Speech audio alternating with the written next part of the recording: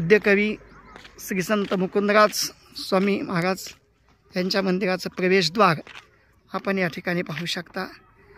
या प्रवेशद्वारातून आपल्याला दर्शनासाठी आज जावं लागणार आहे। चला तर मग जाऊया स्वामी मुकुंदराजांच्या दर्शनासाठी। या स्वामी मुकुंदराजाच्या दर्शनासाठी रामकृष्ण हरी। मी हरिभक्त परायण शशिकांत महाराज कुलकर्णी आपले पुनश्च एकदा स्वागत करत आहे माझा हरी माझा समर्थ या यूट्यूब चॅनलवर। आज आपण आलो आहोत अंबेजोगाई जिल्हा बीड या ठिकाणी आणि या ठिकाणी आपण आज स्वामी मुकुंदराज महाराज यांचं दर्शन या ठिकाणी घेणार आहोत। चला तर मग जाऊया अंबाजोगाई येथील स्वामी मुकुंदराजांच्या दर्शनासाठी।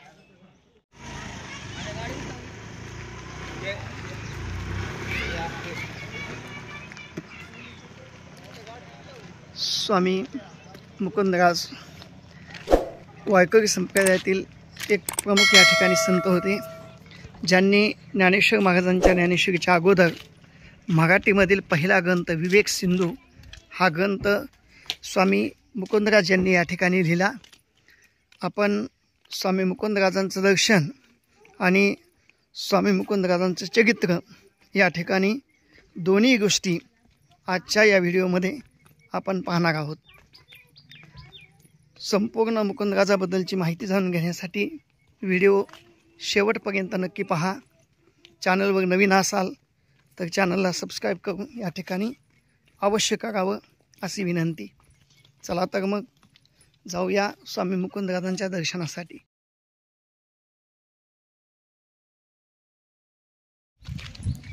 रमणीय असा भोवतालचा सुंदर परिसर आपण या ठिकाणी पाहू शकता। सुंदर अशा परिसरामध्ये चला खाली मुकुंदराजांचं समाधी मंदिर या ठिकाणी आहे। अशा पायऱ्या उतरून आपल्याला दर्शन घेण्यासाठी खाली जावं लागतं।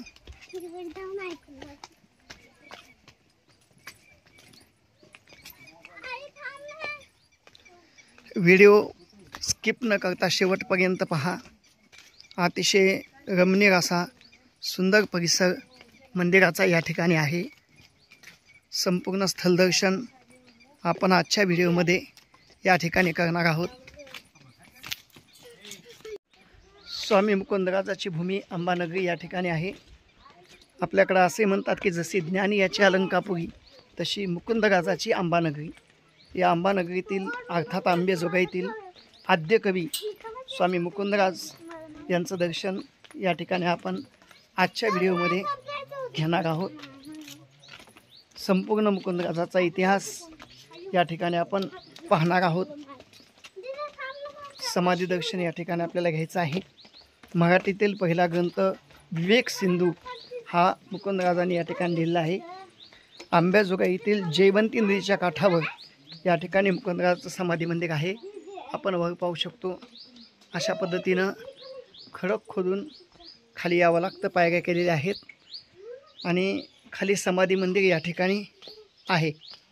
चला तर मग जाऊया स्वामी मुकुंदराजाच्या दर्शनासाठी। चला व्हिडिओ चालू आहे।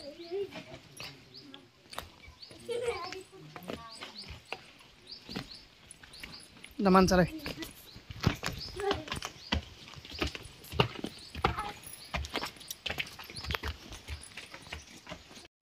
आपण समाधी मंदिराच्या परिसरामध्ये या ठिकाणी आलो आहोत।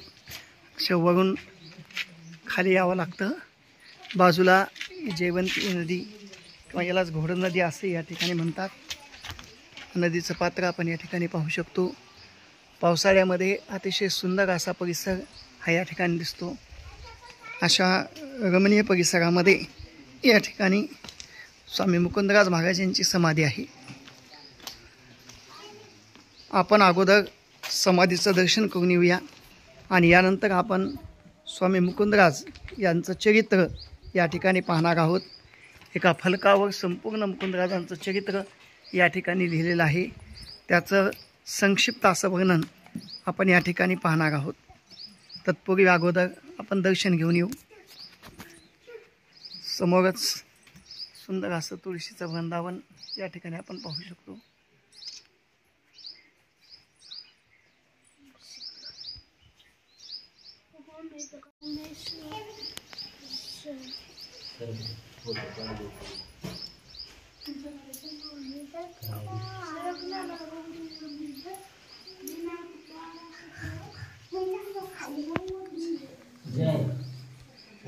आज आपण आलो आहोत अंबेजोगाई या ठिकाणी स्वामी मुकुंदराजांच्या दर्शनासाठी. ज्ञानी याची अलंकापुरी तशी मुकुंदराजांची अंबानगरी. ज्ञानेश्वरीच्याही अगोदर मुकुंदराजांनी मराठीतील ग्रंथ विवेक सिंधू हा या ठिकाणी लिहिलेला आहे. त्याच मुकुंदराजांच्या समाधीचं दर्शन आपण या ठिकाणी आज घेत आहोत. पादुका गुहेमध्ये कोरलेलं या ठिकाणी पूर्ण मंदिर आहे. पूर्ण दगड खोदून त्यामध्ये हे मंदिर बांधलेलं आहे. अतिशय सुंदर निगमनीय असा भोवतालचा परिसर आपण या ठिकाणी पाहणार आहोत.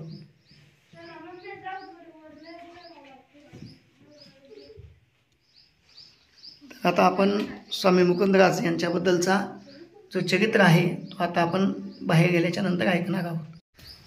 इकडं आपण आताच समाधी मंदिरातून समाधीचं दर्शन घेऊन या ठिकाणी आलो आहोत. हे पहा मुकुंदराज महाराजांचं समाधी मंदिर. आणि इकडे आपल्याला अजान वृक्ष या ठिकाणी दिसून येतो. जसा अजान नावाचा वृक्ष आळंदीला ज्ञानोबाच्या समाधीजवळ आहे, तसाच याही ठिकाणी मुकुंदराज महाराजांच्या समाधी मंदिराजवळ सुद्धा अजान नावाचा वृक्ष आपण या ठिकाणी पाहू शकतो. याच अजान वृक्षाच्या खाली ज्ञानोबाची सुद्धा सुंदर अशी मूर्ती या ठिकाणी विराजमान आहे. ज्ञानोबाचं आपण या ठिकाणी दर्शन घेऊ.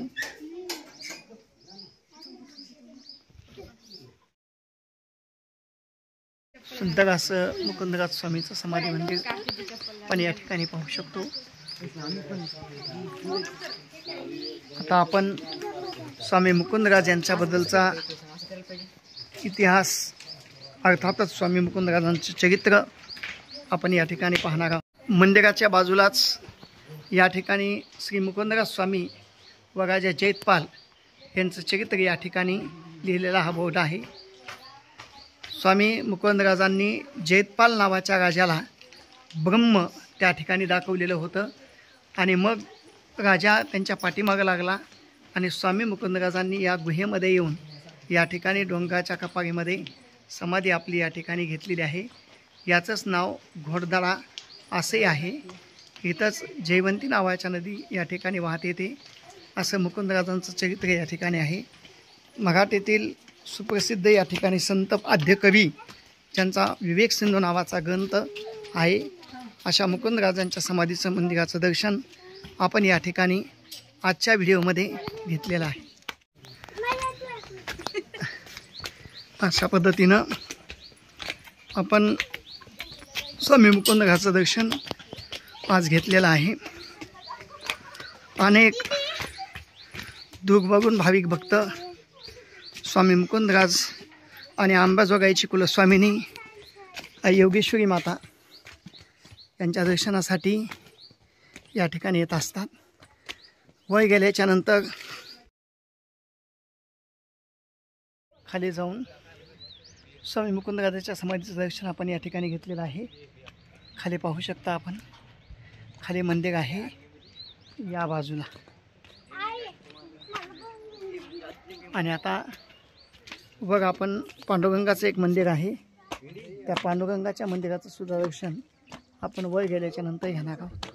चला तर भोवतालचा हा अतिशय रमणीय परिसर आपण या ठिकाणी पाहू शकता. तर आता मे आहे आणि आज तारीख आहे 15 मे. कारण पावसाळ्यामध्ये अतिशय हिरवळ नटलेला हा या ठिकाणी प्रदेश असतो. अतिशय रमणीय असं ठिकाण पावसाळ्यामध्ये या ठिकाणी येथून धबधबा वाहतो. आता मे असल्यामुळं धबधबा नाही, तर अवकाळी पावसामुळे बरीचशी हिरवळ आपण या ठिकाणी पाहू शकतो. खाली तिकडे घाट नागनाथ हे या ठिकाणी मंदिर आहे. अतिशय सुंदर आणि रमणीय असा परिसर या ठिकाणी आहे. मुकुंदराजाच्या दर्शनानंतर आता आपण रेणुका मातेचं दर्शन घेण्यासाठी पुढे जाणार आहोत. पण तत्पूर्वी बघ एक विठ्ठल रुक्मिणी मंदिर आहे. त्या पांडुरंगाच्या मंदिरामध्ये सुद्धा आपण दर्शन घेण्यासाठी जाणार आहोत आणि मग आपण पुढे जाऊ.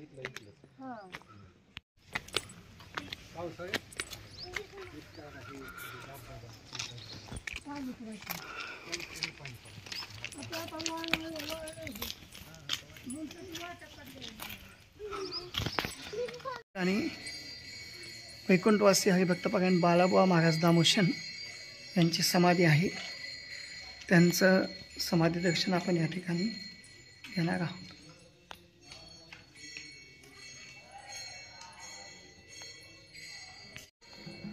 विठ्ठल रुक्मिणी मंदिर या ठिकाणी आहे. विठ्ठल रुक्मिणी मंदिरामध्ये आपण दर्शनासाठी निघालेलो आहोत. विठ्ठल रुक्मिणी मंदिरामध्ये आपण या ठिकाणी आलेलो आहोत.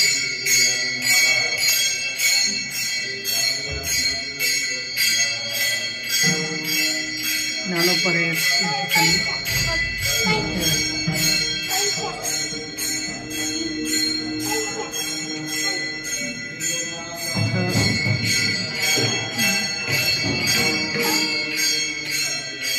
पांडुरंगाचं मंदिर या ठिकाणी आहे.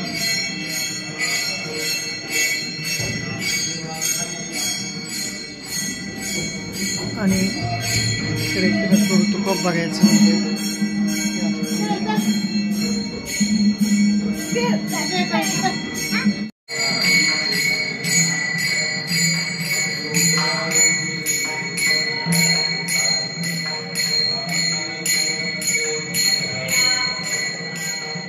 रुक्मिणी मंदिर या ठिकाणी आहे.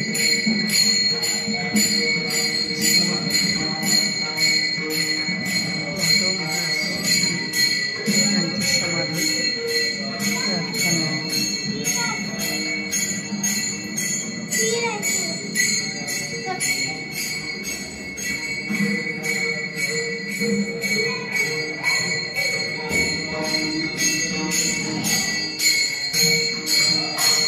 आज आपण अंबेजोगाई जिल्हा बीड येथील आद्यकवी श्री संत मुकुंदराज महाराज यांचं समाधीस्थळ या ठिकाणी पाहिलं. व्हिडिओ पूर्ण पाहिला असेल तर या ठिकाणी आपले धन्यवाद. चॅनलवर नवीन असाल तर चॅनलला सबस्क्राईब अवश्य करून सहकार्य करावे, कारण यानंतर असेच येणारे नवनवीन व्हिडिओ, त्या नवनवीन व्हिडिओचं नोटिफिकेशन आपल्याला या ठिकाणी प्राप्त होईल. धन्यवाद. पुन्हा भेटूया पुढच्या असाच एका नवीन व्हिडिओमध्ये. तोपर्यंत रामकृष्ण हरी.